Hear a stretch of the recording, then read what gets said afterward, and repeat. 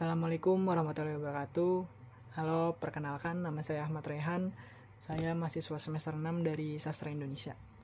Baik, di sini saya akan menjelaskan hasil pembelajaran saya tentang linguistik korpus di semester 6. Apa sih linguistik korpus itu sendiri? Jadi, linguistik korpus itu ada cabang linguistik yang mempelajari bahasa dengan menggunakan kumpulan data bahasa yang nyata dan otentik sebagai sumber untuk analisis. Korpus biasanya berupa kumpulan teks tertulis atau transkrip lisan yang telah dikumpulkan secara sistematis dan dapat dianalisis menggunakan perangkat lunak tertentu. Di sini juga ada ciri-ciri linguistik korpus. Yang pertama itu ada berbasis data nyata yang menggunakan bahasa sebagai bahasa sehari-hari. Jadi bahasanya itu sehari-hari, jadi bukan bahasa intuisi. Kedua itu ada mengenalkan teknologi.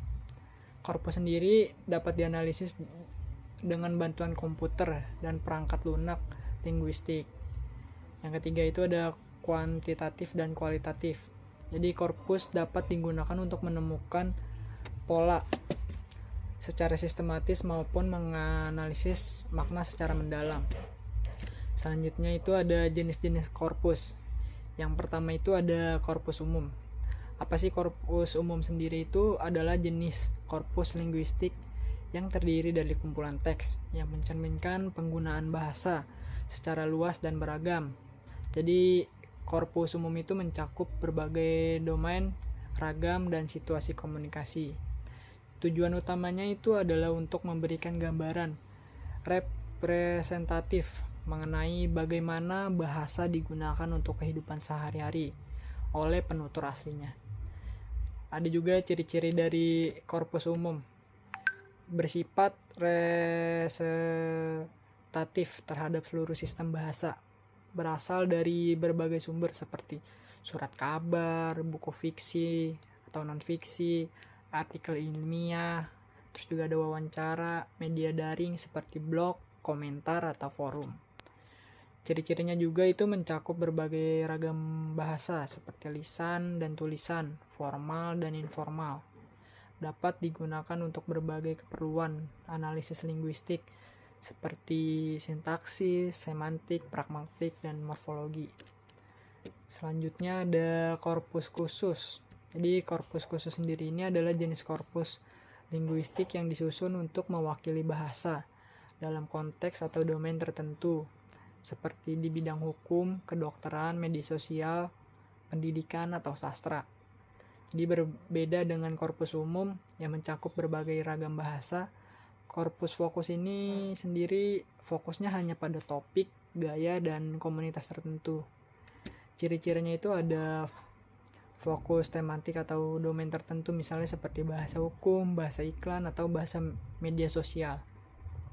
Dibuatnya untuk tujuan penelitian tertentu seperti gaya bahasa influencer atau ahli kode dalam pendidikan bilingual.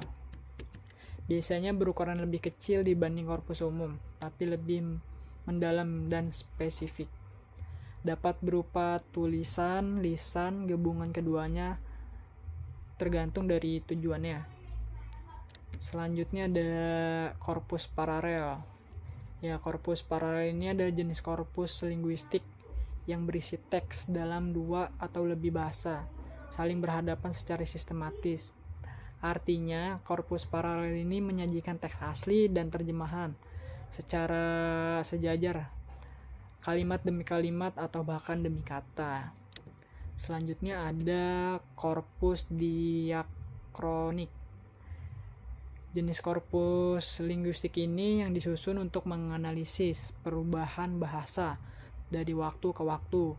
Korpus ini sendiri terdiri atas kumpulan teks dari berbagai periode sejarah tentunya, yang memungkinkan peneliti mempelajari bagaimana kosakata, struktur, dan maknanya, atau penggunaan bahasa berkembang seiringnya zaman.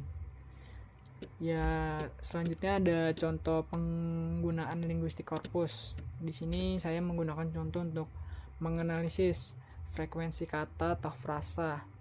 Terus juga ada meneliti perubahan makna dari kata dari waktu ke waktu, terus ada mengetahui pola lokasi seperti kata-kata yang sering muncul bersamaan. Selanjutnya ya ada juga mengkaji ragam bahasa lisan maupun tulisan, termasuk dalam media sosial. Mungkin itu aja pelajaran yang saya ambil dari linguistik korpus selama semester 6 ini. Dari saya, Ahmad Rehan, mungkin sekian dan terima kasih. Wassalamualaikum warahmatullahi wabarakatuh.